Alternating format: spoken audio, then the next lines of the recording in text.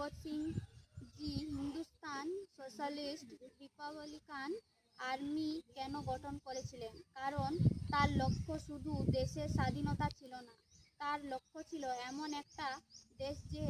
দেশে হিন্দু, মুসলমান, খ্রিস্টান, শিখ সব ধর্মের মানুষের একসাথে মিলেমিশে বাস করে,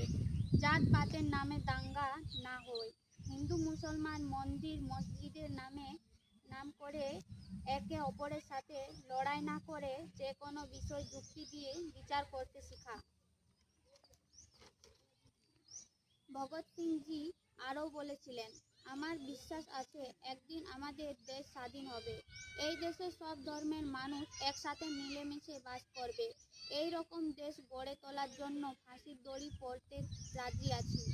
কিন্তু বর্তমানে ভারতবর্ষের অবস্থা সবাই জানে, দেশের লোভী রাজনেতারা নিজের স্বার্থে হিন্দু মুসলমানের মধ্যে